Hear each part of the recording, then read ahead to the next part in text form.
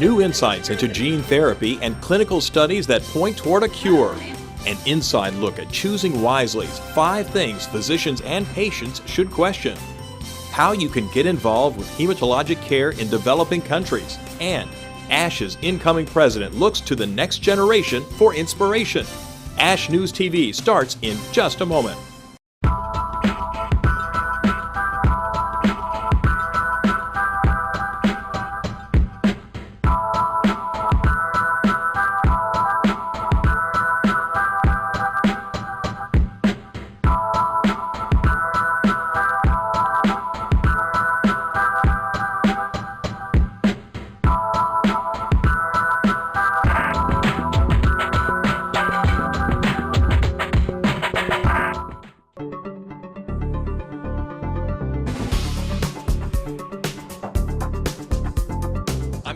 And this is ASH News TV. We begin with a pair of important presentations. The first was on gene therapy at the E. Donnell Thomas Lecture. Years ago, but which is now... Recipient Dr. Catherine High of the Howard Hughes Medical Institute and the Children's Hospital of Philadelphia detailed her research on clinical improvements for both an inherited retinal degenerative disease and hemophilia B by the use of gene transfer. I think that the licensing of the first gene therapy product in Europe, an AAV vector for lipoprotein lipase deficiency, lets us know that there is a regulatory pathway for these products, and there's a good deal of clinical data in the blindness trial and in some hemophilia trials as well, suggesting that proof of concept is there, and it's a question of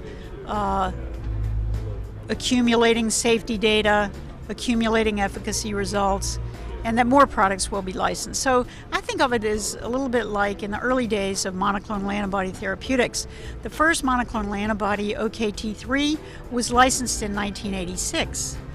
But progress seemed to be slow up until that time, and even after the first drug was licensed, things seemed to move slowly.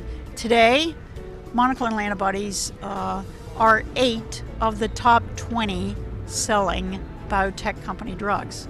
So, you know, it takes time to work out the problems, but once they're worked out, people understand the promise of the approach, and more hands are on deck, and work can proceed more quickly.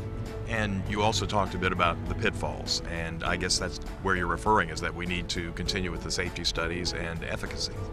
Right, absolutely. And, there's a sign in my office, it's a quote from Winston Churchill: "Success consists of moving from one failure to another with no loss of enthusiasm."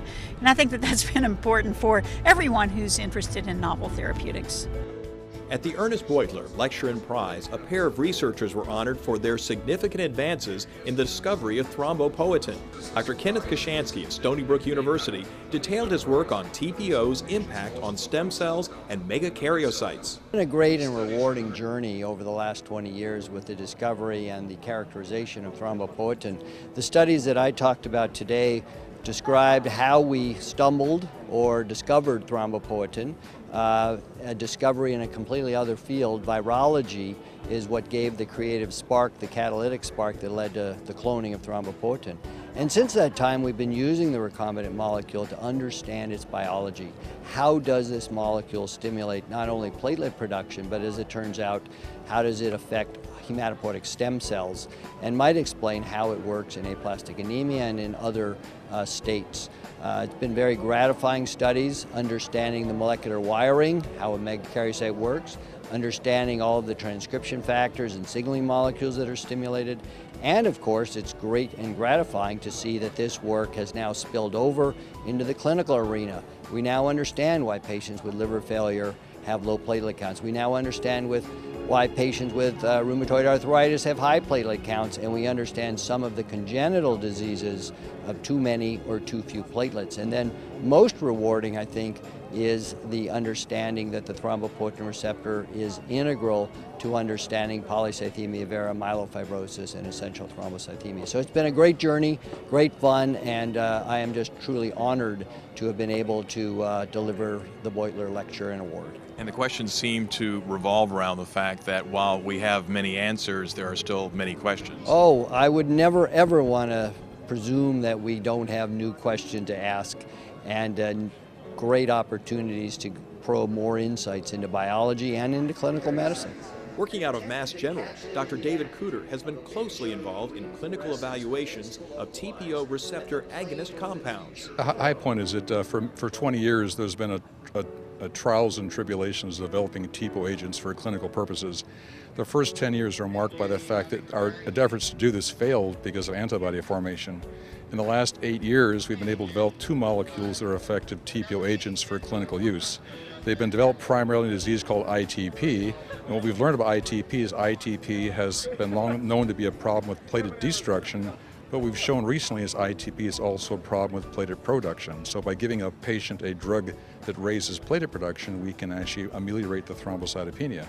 We've proven that by doing many clinical studies showing that a TPO agent, either an oral chemical or an intravenous medication, raises the platelet counts and affects the thrombocytopenia by reducing it in over 95% of patients. The 2 medications you mentioned both seem to have similar results but work in different ways? Yeah, so one drug called remiplastim acts like thrombopoietin on the thrombopoietin receptor and behaves just like TPO would do. L-trombopeg, which is an orally absorbed chemical, also activates the receptor by a somewhat different mechanism. Both actively raise the platelet count and both have equally high rates of response in patients with ITP. Another important session sparked a conversation about the doctor-patient relationship. The Choosing Wisely campaign strives to create a conversation between physicians and their patients about whether or not certain test treatments and procedures are really necessary. I think that it's really incumbent upon all of us to look at what we can do to decrease unnecessary tests and treatments. I think if any of us think for just a minute what we could do with a fraction of that amount of money for patients who have real medical needs that are currently unmet, that's really one of the driving factors behind Choosing Wisely. The ASH Choosing Wisely list includes 5 things physicians and patients should question. Number 1, don't transfuse more than the minimum number of red blood cell units necessary to relieve symptoms of anemia or to return a patient to a safe hemoglobin range. In all these trials, to use a liberal transfusion approach, you need to document that improves outcome. Number 2, don't test for thrombophilia in adult patients with VTE occurring in the setting of major transient risk factors, such as surgery, hospitalization for acute medical illness, trauma, fracture, prolonged immobility. Don't use IVC filters routinely in patients with acute VTE. If you look on Google, you type in inferior vena cava filter and look at images, you'll get images of filters with bits and pieces sticking all kinds of places where they shouldn't be, including through the aorta. This is one here where this is the filter and a cross-sectional CT, and this strut has broken and is sticking right through the muscle, and you can see the aorta is right here, so that filter leg is just sitting right in front of the aorta. Don't administer plasma or prothrombin complex concentrates for non-emergent reversal of vitamin K antagonists. Over a 5-year period, the plurality of fatal of transfusion-related fatalities reported to FDA was transfusion-related acute lung injury, which in this day and age is principally resulting from the transfusion of plasma.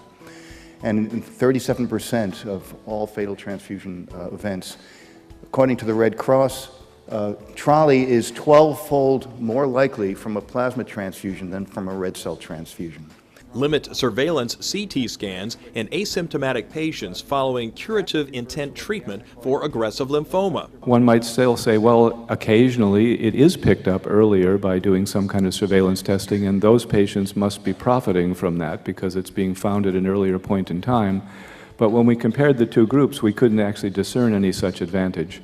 And the times when it was detected by surveillance, in the MD group, you can see no apparent benefit either in terms of progression-free survival or overall survival. A lively discussion followed with the speakers and the audience, and Dr. Lisa Hicks has a positive outlook on the future of the Choosing Wisely list. I think what will come next, I think implementation is going to be really interesting. We want people to think about these tests, treatments, and procedures that we've identified. But the next phase is really going to be what can we as a society do to help them implement. And that's a challenge. That's a challenge for all specialty societies right now, and one that ASH is happy to try and address in the future. The Choosing Wisely list is meant to be a set of guidelines and is not intended as a checklist. Thousands of attendees turned out for the featured topic discussion on chimeric antigen receptors driving immunotherapy. It's a very exciting new technology that's exploded on the scene over the past few years, where a construct that actually targets a tumor is put into a T cell and is then able to be infused into a patient, and we're seeing really impressive responses in a number of different diseases in patients who really had very refractory disease. So it's many groups in the country now that are moving forward with this approach.